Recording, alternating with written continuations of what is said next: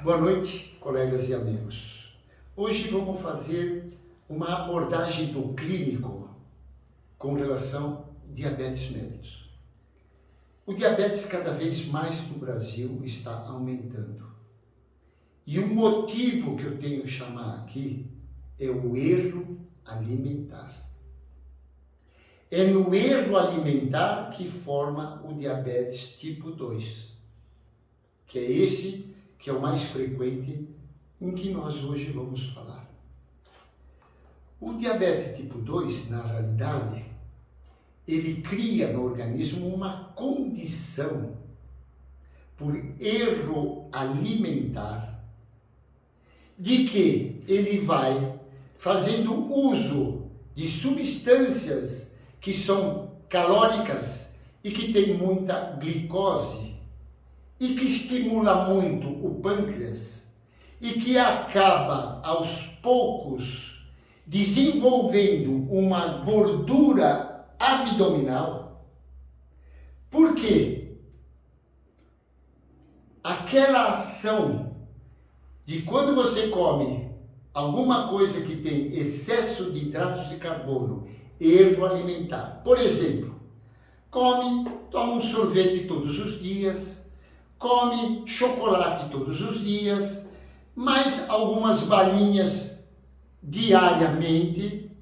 Então, uma alimentação rica de hidratos de carbono. Além de que fruta como manga, que é hipercalórica, como outras coisas hipercalóricas que eu não vou dissertar aqui, eu deixo isso para a nutrição e a nutricionista. Então, o indivíduo, cada vez que faz uso de hidrato de carbono, o hidrato de carbono é rapidamente absorvido. Em meia hora, o indivíduo parte de 80 de glicemia para 160, 180 em meia hora. O que acontece com isso? Vem um estímulo para o pâncreas produzir insulina. Para fazer o quê? Porque é a insulina que vai fazer esta glicose ser aproveitada em toda a musculatura, em toda a gordura, precisa da insulina. O que não precisa de insulina é o fígado e o cérebro. Porque entra a glicose, tem insulina ou não tenha. Claro que se tiver insulina, mais fácil a entrada dentro da célula da glicose. E ela logo se transforma na fase inicial do glicose 6-fosfato. Muito bem. No fígado entra a glicose de qualquer maneira, porque o fígado é uma reserva que precisa de energia, que é o glicogênio hepático. Esse glicogênio aproveita também da glicose de 6-fosfato para formar o glicogênio hepático, que é a nossa reserva. Por isso que o indivíduo, quando quer perda de peso, ele não adianta andar 30 minutos, ele no mínimo 40 minutos, porque 40 minutos é o tempo para consumir o glicogênio hepático. A partir daí, acabou a reserva, ele começa a queimar gordura. Aí ele pode ter uma queima boa a ponto de ajudar na perda de peso. Então, quem quer perder peso tem que andar 1 hora no mínimo. Não adianta menos de 1 hora. Não vai funcionar. A não ser que o indivíduo corra, aí muda tudo.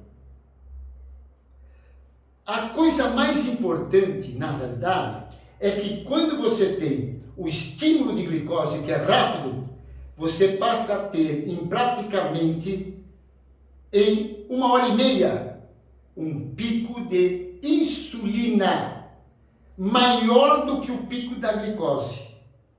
Com isso fica um excesso de insulina sempre. Este excesso, ele é lipogênico. Isso quer dizer, ele cria gordura. E ele tem preferencialmente de fazer aumentar a gordura abdominal. Por isso que todo diabético tipo 2, na grande maioria, tem o quê? Obesidade no abdômen. Então ele não tem o abdômen que é curto, ele tem um abdômen gordo, por causa do excesso de gordura. Esta gordura intraabdominal é resistente à insulina.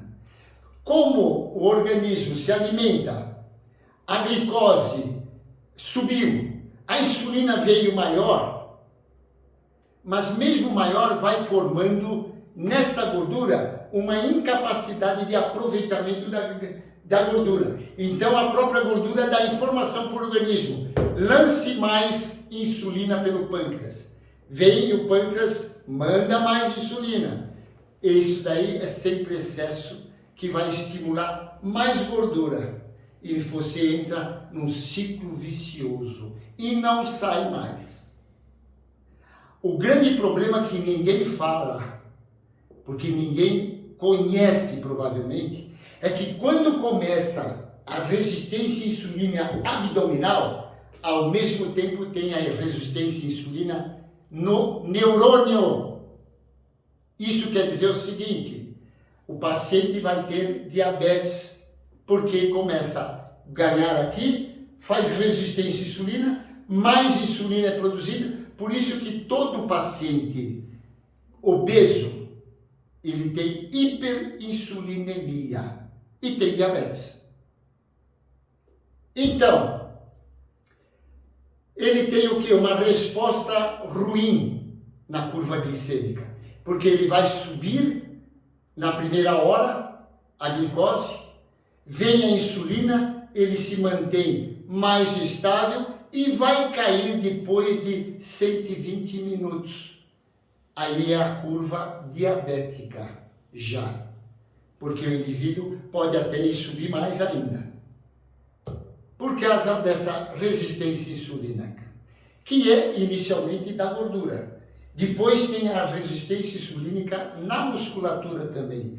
Depois se tem, também vem aparecendo a resistência insulínica cerebral. Esta é o que eu tenho mais medo. Porque o diabetes, por muito tempo, ele pensa que só aumentou a glicose, baixou a glicose e que não tem nenhuma consequência. Está errado. Desde que ele tem diabetes, vai se estabelecendo lesões no fígado, crônicas, lesões no neurônio, crônica, lesões em todos os nervos, crônica. Com isso vai aparecendo as doenças crônicas do diabetes.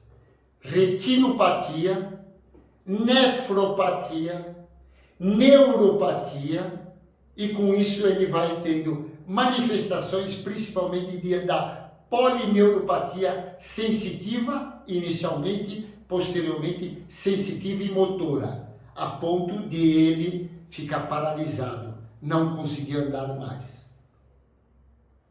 Isso é um desastre. E as pessoas não sabem que a principal coisa é tirar, antes do açúcar, é tirar a farinha de trigo. No livro Barriga de Trigo, pega na contracapa dele, está escrito o seguinte: 2 colheres de farinha de trigo aumenta a glicemia mais do que 2 colheres de açúcar. O açúcar é secundário. Primeiro é tirar farinha de trigo. Há quanto tempo que os médicos estão falando farinha de trigo tirar? Muito pouco tempo. Há quanto tempo fala para tirar o açúcar? Há mais de 40 anos. Quando eu entrei na medicina há 50 anos, já falava isso. Mas ninguém lembrava do cérebro. E o cérebro é lesado desde o início do teu diabetes. Está tendo lesão cerebral. Só que é lenta. É pouco. Então, a diabetes aparece logo. Vai levar 30 anos, 40 anos. Aí vai ter o quê? Um Alzheimer. Hoje o Alzheimer já é chamado diabetes tipo 3. Porque só tem Alzheimer praticamente aqueles que têm problema genético, mas aqueles que são diabéticos. E isso leva 30 anos para aparecer o Alzheimer. Às vezes até 40 anos. Todos os pacientes diabéticos têm lesão cerebral, ou mais ou menos. Pode não dar sintomas ainda, mas já começou a ter lesão cerebral. Um exame que é grosseiro, na minha opinião, é grosseiro, é uma tomografia cerebral. ou mesmo, melhor ainda, uma ressonância magnética. Por quê? Aí você vai ver o quê? Microangiopatia. Sabe o que é essa microangiopatia? É lesão microscópica cerebral por causa da angiopatia provocada pelo diabetes. O rim também é lesado por causa da angiopatia nos glomérulos. E o olho é lesado por lesão venosa, com microaneurisma venoso no fundo de olho, dando problemas na retina. Daqui começam as complicações do diabetes. Minha intenção era só dar uma ideia de como o diabetes se manifesta na visão de um clínico. Boa noite.